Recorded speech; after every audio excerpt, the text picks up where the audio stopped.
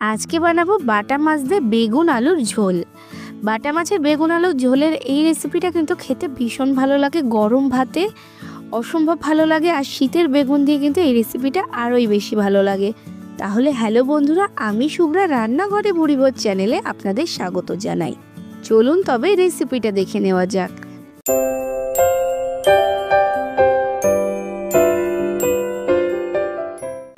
বেগুন আলু দিয়ে বাটা মাছের ঝোল বানানোর জন্য এখানে আমি 500 গ্রাম বাটা মাছ ভালো করে কেটে ধুয়ে পরিষ্কার করে নিয়েছি। তাতে দিয়ে দিলাম হাফ চা চামচ লবণ আর হাফ চা চামচ হলুদ। লবণ আর হলুদটাকে মাছের গায়ে ভালো করে মাখিয়ে নেব।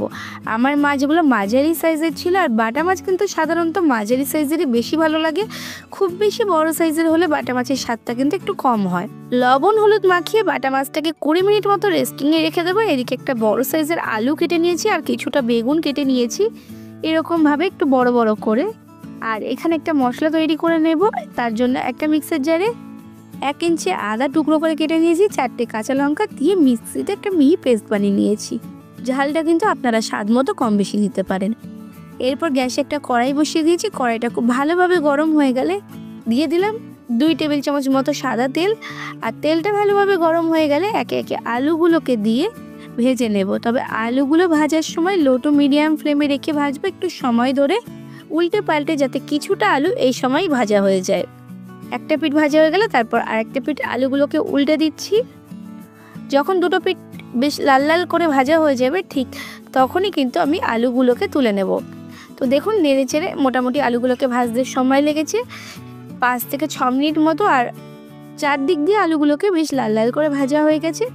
এ পর্যায়ে কিন্তু আমি আলুগুলোকে তুলে নিচ্ছি। আলুগুলো তোলার সময় একটু ধারে ধরে তুলবো, যাতে এক্সট্রা তেলটা কড়াইতেই থেকে যায়। আর আলুগুলো তুলে নেওয়ার পর কড়াইতে যে তেল আছে তার থেকে একটু তেল আমি কমিয়ে নিয়েছি। সেই তেলেই আমি ভেজে নেব বেগুনগুলো। বেগুন ভাজতে যতটাই তেল দেওয়া হয় পুরোটাই টেনে নেবে, তার জন্য আমি একটু কমিয়ে নিয়েছি তেলটা। আর এইটুকু তেল কিন্তু বেগুন ভাজা টেনেই নেবে। তাও আমি একটু লাল লাল করে বেগুনগুলোকে ভেজে নিয়েছি। খুব বেশি তেলে ভাজিনি, এরকম শুকনো শুকনো করেই ভেজেছি। এরপর যখন বেগুনের গায়ে বেশ সুন্দর ভাজা দাগ পড়বে তখন এগুলোকে তুলে নিয়েছি। আর তারপর দিয়ে দিলাম আগে থেকে যে তেলটা তুলে রেখেছিলাম সেটা, আর তার সাথে আরও 1 টেবিল চামচ মতো সর্ষের তেল দিয়েছি। আর এই তেলটা ভালোভাবে গরম হয়ে গেলে তারপরে একে একে মাছগুলো ভেজে নেব। তো মাছগুলো আমি দিয়ে দিলাম, দিয়ে হাই টু মিডিয়াম ফ্লেমে 4 মিনিট মতো ওয়েট করব, ততক্ষণে একটা পাশ ভালোভাবে ভাজা হয়ে যাবে। তারপর একে একে মাছগুলো উল্টে দিচ্ছি। তারপরে আবারও 3-4 মিনিট মতো ওয়েট করবে। যখন উল্টো পাশটাও একইভাবে ভাজা হয়ে যাবে তখন আমি মাছগুলোকে তুলে নিচ্ছি। আর একটু ধারে ধরে তুলে নিচ্ছি, মাছের ভাজার পর এক্সট্রা তেলটা কড়াইতে যাতে থেকে যায়। একইভাবে আমি বাকি মাছগুলো ভেজে নিয়েছি আরেক ব্যাচ করে। এদিকে একটা মশলার মিশ্রণ তৈরি করে নেব। তার জন্য একটা বাটিতে 1 চা চামচ পরিমাণে লবণ, হাফ চা চামচ হলুদ, 1 চা চামচ ধনে গুঁড়ো, 1 চা চামচ জিরে গুঁড়ো, আর 1 চা চামচ দিয়ে দিচ্ছি কাশ্মীরি লঙ্কার গুঁড়ো। কিছুটা পরিমাণে জল দিয়ে একটা মিশ্রণ তৈরি করে রেখে দিচ্ছি। মশলা এরকমভাবে গুলে ব্যবহার করলে কিন্তু রান্নায় বাটা মশলার মতো একটা স্বাদ হয়, তাই এরকমভাবে রান্নায় গুলে ব্যবহার করার চেষ্টা করবেন, অনেক ভালো লাগবে। আপনারা প্রয়োজনে কিন্তু এখানে একটু লাল লঙ্কার গুঁড়ো অ্যাড করতে পারেন ঝালের জন্য। এরপর মাছ ভাজার পর যে কড়াইতে তেল বেঁচেছিল তাতেই দিয়ে দিলাম হাফ চা চামচ কালো জিরে ফোড়ন।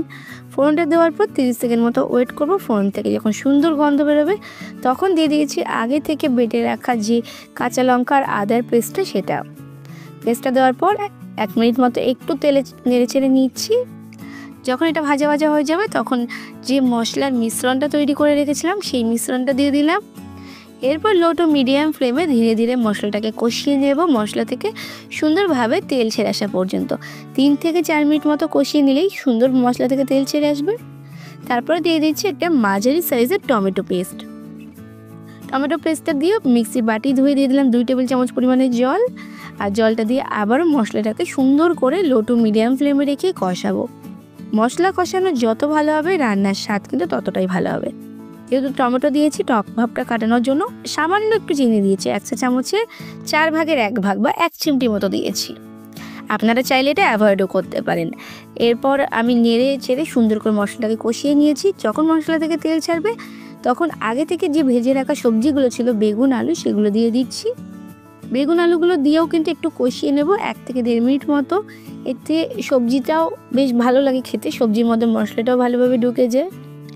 আর এরপর আমি দিয়ে দিচ্ছি গরম জল, উষ্ণ গরম জল দিয়েছি রান্নায়। এখানে আমি 2 কাপ পরিমাণে জল দিয়েছি। আপনারা চেষ্টা করবেন অবশ্যই গরম জল দেওয়ার, এতে রান্নার স্বাদটা কিন্তু অনেকটা ভালো হয়।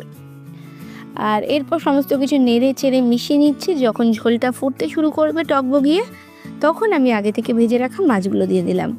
মাছগুলো দিয়ে আস্তে আস্তে হালকা হাতে মাছগুলোকে সাজিয়ে দেব, যাতে ভালোভাবে মাছের ঝোলটা ঢুকে যায়। আর একটু নেড়ে চেড়ে দিয়ে হাই ফ্লেমে ফুটে ওঠা পর্যন্ত ওয়েট করব। যখন ফুটতে শুরু করবে তখন লো ফ্লেমে দিয়ে 5 মিনিট মতো ঢাকা দিয়ে রান্না করে নেব।